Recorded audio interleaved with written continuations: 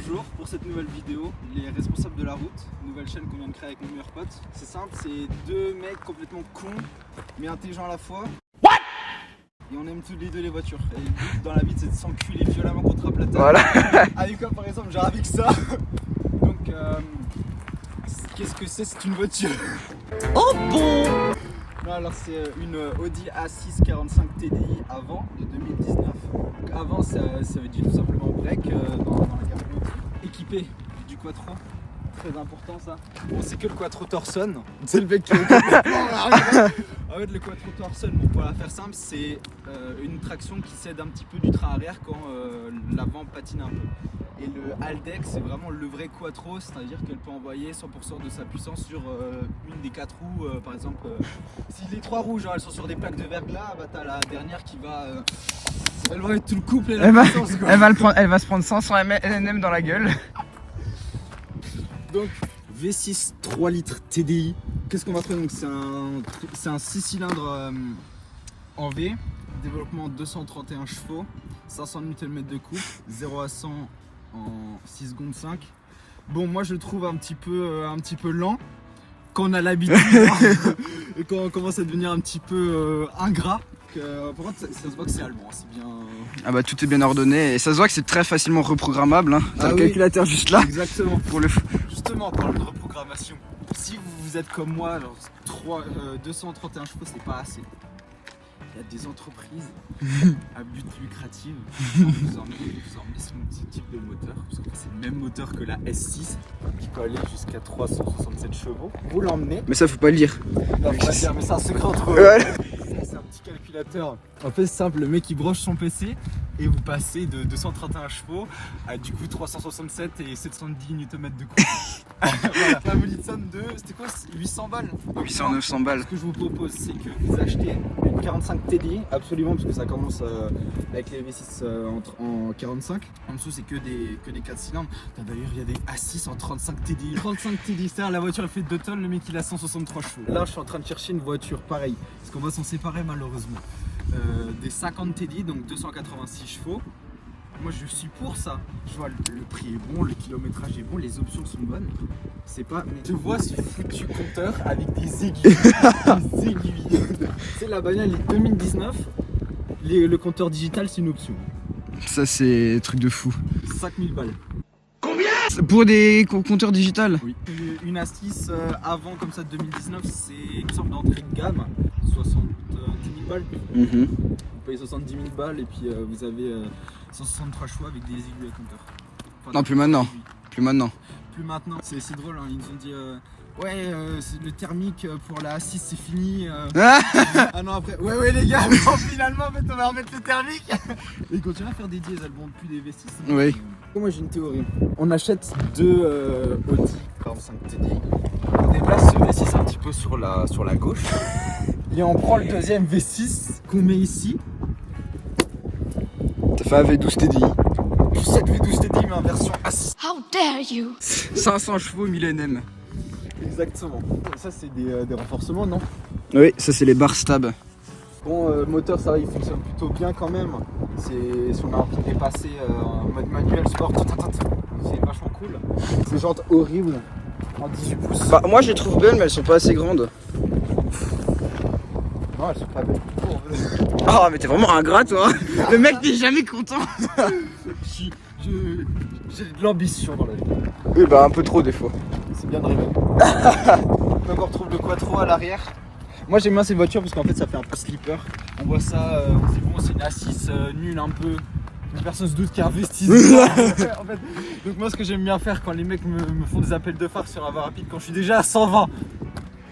Moi ce que je fais c'est que en attendant qu'ils me font des appels de phare, je réduis ma vitesse, je me mets en mode sport, manuel, et je me rabats et une fois qu'ils sont à ma hauteur, voilà.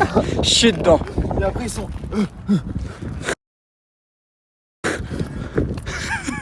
Singe savant. Bah, l'intérieur, bien sûr que j'arrive. Bah, voiture assez simple, hein, tout est là, les boutons. Avec le fameux MMI en option. Hein. Combien? Putain. 5000 balles. 5000 balles pour avec ça. Aussi Le régulateur adaptatif. Exactement. Moi j'aime bien l'intérieur. Et ce que j'adore encore plus, c'est sur les RS6, c'est haptique. Ouais. Tu sais, quand tu cliques, ça vibre. Oui, moi aussi. Airbag activé, moi j'aime pas ça. Tu vois? Ah ouais, Voilà. stylé. Donc on trouve des palettes, hein. On va couper le moteur parce que sinon on nous entend plus. Palette au volant, ce bouton pour enlever le SP. Et donc non, franchement après c'est un intérieur on va dire De simple, Audi. sobre, efficace quoi, d'une Audi A6 quoi. Entre le petit logo Quattro. Enfin, de Audi A6, de Audi RS6, de Audi Q8, de Audi Oui. Q7.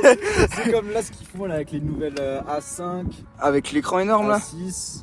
Ouais, bah ça. Ouais, Ouais. bah, ils mettent la grosse dalle incurvée. Ah, ça avec j'aime pas du tout. La Mini 8. Ah, c'est horrible. Là on trouve donc une boîte de vitesse Tiptronic. On reconnaît les Tiptronic avec justement ce gros levier de vitesse. Alors en fait les boîtes Tiptronic c'est une boîte à convertisseur de couple, c'est-à-dire qu'elle développe 500 Nm de couple, ce qui est pas mal. Si on mettait une S-Tronic, qui ont les pommeaux de vitesse bien plus courts, et ben en fait la boîte elle dit non. Elle dit non. Qu'est-ce qu'on va retrouver aussi sur cette voiture mécanique turbo à géométrie variable, donc en fait il y a plusieurs types de turbo. Soit on met un petit turbo, soit un gros turbo, soit on met un petit et un grand, donc à étager.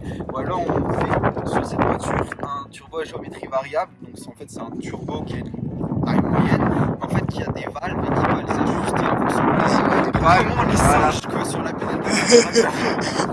Et donc moi ce que je trouve regrettable justement c'est qu'ils auraient dû mettre deux turbos, parce que des fois même si je suis en mode sport et manuel, quand j'appuie il y a quand même un petit délai. Et c'est un peu chiant. Je trouve ça dommage, franchement, pour le prix que certains dépensent dans cette voiture, enfin dans ce genre de voiture à ce prix-là, franchement, il y a quand même des options qui sont. Par exemple, les jantes, quoi. Genre, si du 18 pouces, ça coûte rien de mettre du 19 pouces sur l'entrée de gamme. Oui, mais le mec qui a fait la config de cette voiture, c'est quand même un salaud. Parce qu'il y a presque pas d'option, il n'y a pas marqué à l'arrière 45 TDI, il se marqué Quattro, mais t'as quand même un V6 dedans. Oui, bah en fait, le mec il voulait. En fait, c'est typique la voiture d'un commercial. Genre, il veut pas se faire chier sur la route avec une voiture qui répond et qui a de la place. Et du confort, c'est tout. Enfin, c'est tout. C'est déjà C'est pas tout. mal, quoi. Donc, moi je pense que maintenant on peut passer à l'essai. Mais c'est parti, on va se mettre dans un platane. L'objectif, c'est d'avoir le logo Audi imprimé dans un platane. Mais c'est kérosène. Donc, on se retrouve. Oh, et 60 points. Polestar. Ah, le salaud. On va le rattraper, on va faire la course avec. Quand on est parti, on l'a chauffé. On a fait que des allers-retours sur voie rapide. On est à, on va dire bientôt à 90%, à 90%, non, 90 degrés de l'huile. Et bon, là, 11,2 de consommation. Justement, consommation, bon, vu que c'est un diesel, mais c'est comme un V6. Quand on roule doucement à 110, 5 litres. Oh. Ce qui est quand même pas mal pour un Ouais, V6. c'est incroyable.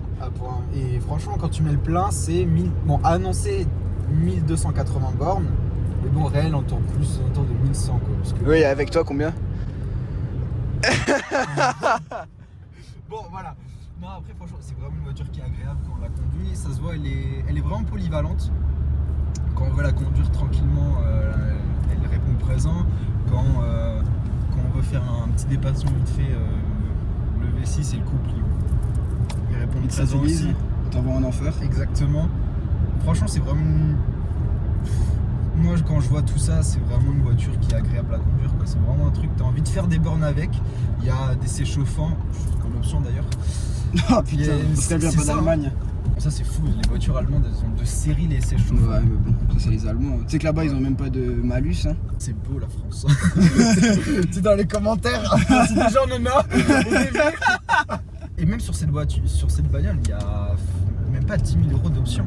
Les seules options qu'il y avait, ce sont les jantes. Les jantes commencent en 16 pouces. Oh. 16 pouces. Déjà que là en 18 elles sont pas grandes, mais alors en 16. C'est fou, hein. Putain. Mais ça c'est Audi, hein. Plein d'options. Exactement. BM aussi ils font pas les Allemands. Hein. En fait maintenant ils vendent ça comme des packs. Avant tu pouvais choisir les options spécifiques, maintenant t'es obligé. Super. Ah mais je trouve que ça fait un petit impact. Ah oui, bah oui. C'est pas grave, c'est l'entreprise qui paye. On retrouve des matériaux nobles, il y a de l'aluminium, on retrouve la dénomination. C'est sûr que c'est de l'alu? Au moins les palettes. Après quand on va le voir après, là on va se mettre en mode sport. En mode ça remet. Il y a des. Oui, comme si t'allais sur circuit. On peut désactiver l'ESP, bon c'est. Enfin désactiver oui non. Elle est restreinte quoi. Mais comme toutes les bagnoles modernes. Donc là on va se mettre en deuxième, on va s'insérer. ça répond quand même pas mal, hein. C'est plus que suffisant. Faut pas avoir le portefeuille très léger quoi. Voilà, si vous voyez ce que je veux dire. Plutôt sympathique cette vilaine voiture. Cette vilaine voiture. Cette jeune voiture aberrante, frérot. Ouais, moi ce que j'aime bien, c'est vraiment genre cet esprit slipper. Tu vois juste ouais, ça c'est fou. un break allemand, bon tu te dis allez il a 200 chevaux à tout péter quoi. Non, le vrai quattro on le retrouve sur tout, il me semble hein, de mémoire, toute la gamme off-road et ensuite les S et les RS quoi. Cette voiture bon pour avoir joué avec en désactivant l'ESP en mode sport, c'est quand même plutôt difficile de la faire patiner, drifter ou patiner quand même, c'est un peu compliqué quand En même. même temps, c'est pas trop créé pour ça, quoi.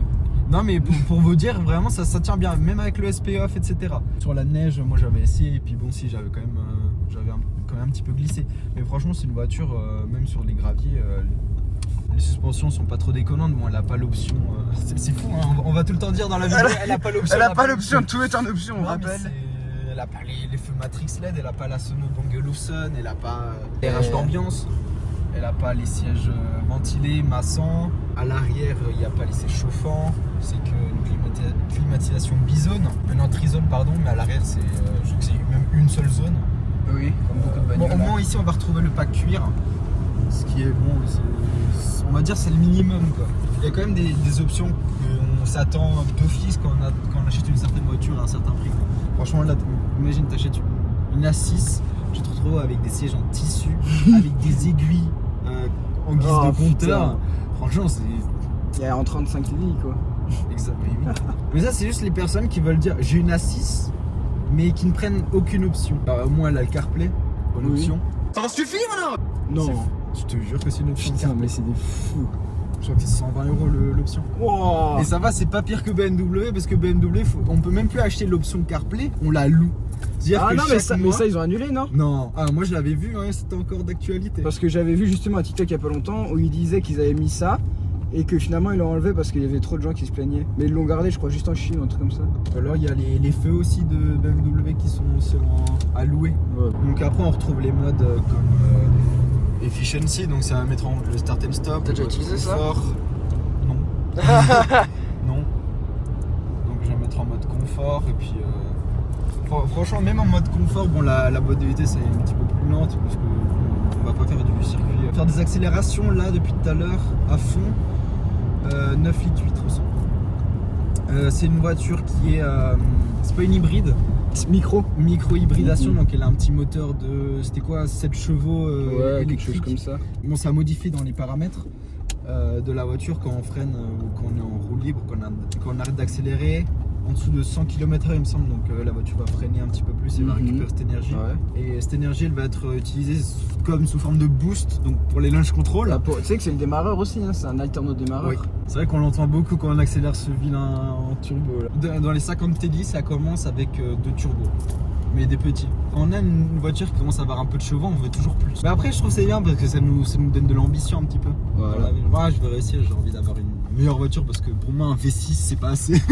Donc on va maximiser de les chance. performances, donc on va éteindre la climatisation, on va éteindre ça il faut le mettre en mode manuel avec désactivation de l'ESP. Donc comment faire un launch control? Donc en mode sport, on désactive l'ESP. Si vous avez une boîte automatique, vous mettez en mode manuel, donc séquentiel. Pied sur le frein, à fond sur l'accélérateur. Et là il y a marqué système launch control activé et ensuite on y va.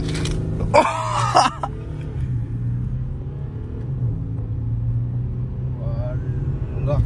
Non, ça répond quand même pas mal. Quand même un petit peu secoué. Franchement, je trouve que c'est plutôt pas mal. À prendre en compte que la voiture fait 2 tonnes, c'est quand même plutôt pas mal. 2 tonnes, franchement. En plus, avec le quattro, donc ça rajoute encore du poids. Vous mettez un V6, un petit peu de poids quand même. Franchement, la voiture, elle répond super bien. Après, c'est parce que c'est Audi. V6, il est incroyable. D'ailleurs, c'est un des meilleurs moteurs les plus fiables en termes de fiabilité, consommation. Un des moteurs les plus fiables en termes de fiabilité. Ta gueule. Et donc moi je propose qu'on se refasse un de dehors comme ça, vous entendez turbo compresseur. Juste tu mettais un compresseur, il me semble que les compresseurs ça donne encore plus de... Mais à un moment Volvo ils avaient fait ça sur leur hybride rechargeable, hein. T'avais un turbo et un compresseur. Mais je crois qu'ils l'ont supprimé maintenant. T'as juste un turbo à géométrie variable. D'ailleurs il y a les Volvo qui sont encore plus des slippers, hein. Ouais. Parce que t'as 455 chevaux. Bridé à 180 km/h. Ouh, bah ça doit vite partir. Je sais pas, je trouve ça totalement débile. Oui mais Parce que Volvo regardez. c'est pas du sport, hein. Non mais regardez, moi je vois ça d'un point de vue économique. Si on débride les voitures, on va plus vite, on consomme plus, donc on va plus à la pompe. Donc on contribue à l'économie. Putain, Tu te fais contrôler. tu serais pas un petit connard? Écoutez monsieur l'agent, je contribue à l'économie. Je contribue à l'économie de mon pays. Donc on va se remettre en mode... Ah, je suis déjà en mode sport. C'est une manie, hein, c'est fou. Hein. C'est une voiture de connard en fait. Un petit peu, oui. C'est pour ça que tu roules avec. Non, en fait, je l'aime bien. Elle est à la fois discrète et quand on se fait remarquer, il y a juste à accélérer et on l'entend. Mais d'ailleurs, ça, c'est une une Audi A6 avant 45 TDI, 231 chevaux, mais en essence, en 45 TFSI, elle fait 245 chevaux. Pourquoi?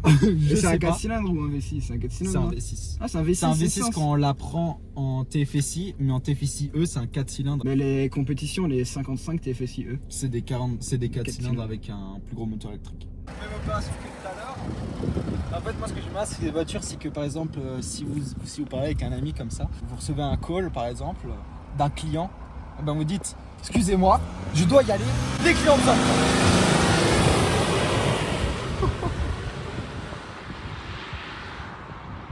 Ça marche quand même pas mal, hein. Ça souffle, ça aspire toute l'air qui est autour et toutes les âmes même. Ça aspire absolument tout. Moi, une bagnole de connard et de papa pressé, hein, commercial quoi. Enfin... C'était comment dehors? Ah bah c'était bien, après est-ce que j'ai bien filmé, je sais pas, mais en tout cas, le bruit des turbos c'est vraiment un truc de... Moi, je l'ai entendu.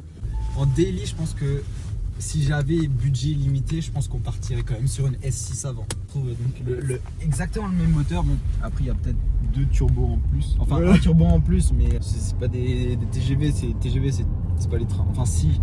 Mais dans le monde auto, c'est turbo géométrie variable. Dans la S6, on va juste retrouver 2 turbos, un sur chaque bande V. En option, il y avait le pack Bang & Olufsen. Et là, le pack Audi Sound System avec 10 haut-parleurs. Combien de watts? Je crois que de mélange, t'en as 380 il me semble. Et quand on prend rien, pas le Bang & Olufsen, pas le Audi Sound System, on se retrouve avec 6 haut-parleurs avec 180 watts quoi. C'est fou quand même, hein. Dites-vous, on achète une voiture 70 000 boules et en fait il faut encore rajouter parce que la voiture est vide en fait finalement. C'est accélère à fond. Après. Oui, elle a quand même la caméra de recul. Donc bilan de cet essai, plutôt pas mal. Bonne consommation, plutôt bonne performance considérant encore le poids, donc 2 tonnes. Plus les passagers, plus le plein d'essence. Bon, le plein d'essence, je crois que c'est 80 kg. L'espace aussi, on l'a pas parlé. Franchement, il y a vraiment de la place parce que c'est un break, c'est déjà une A6. Ouais mais bon, moi j'aime pas les berlines A6. Hein. Ah non, les berlines, Elles sont vraiment pas belles. spécial. Elles sont coupées derrière là, moi j'aime pas. Je préfère les A7. A7 elles sont... Ah, les A7 elles sont magnifiques, surtout avec les feux Matrix LED. Ouais, à l'avant. Et à l'avant aussi ils les ont. Ah oui, Parce que celle-là elle peut les avoir à l'arrière et les Matrix LED. oui. Très bon pour le prix, celle-ci configurée comme elle est, avec les jantes, avec les options comme le CarPlay, on l'a vu. On était aux alentours de un petit peu moins en dessous de 80 000. Mon avis pour 80 000 balles à cette époque-là, je pense que je partirais quand même sur une 530D qui a plus de puissance. Je crois que la 530D elle a 262 chevaux. 6 cylindres diesel, non? Exactement, Ouais. c'est exactement le même esprit, c'est un truc familial qui répond quand tu as besoin. Après maintenant d'occasion, on en retrouve aux alentours de... Bon, ça dépend de la configuration avec les options, mais avec minimum V6, donc en 45 TDI, on va retrouver par exemple sur le Beaucoin aux alentours de 30 000 jusqu'à 50 000 des S6, et même encore 50 000 pour une S6, c'est quand même chaud à voir justement avec le kilométrage. Après bon, c'est un diesel, le V6 est quand même fiable, on peut monter 300 000 bornes. Écoute, on l'a roulé là pendant on va dire 1 an et demi, on l'a reçue, elle avait 30 000 bornes, là elle a 145 000 bornes. Elle a fait, franchement elle a fait tout, elle a fait un peu de la ville, elle a fait beaucoup de voies rapides, beaucoup de gros trajets.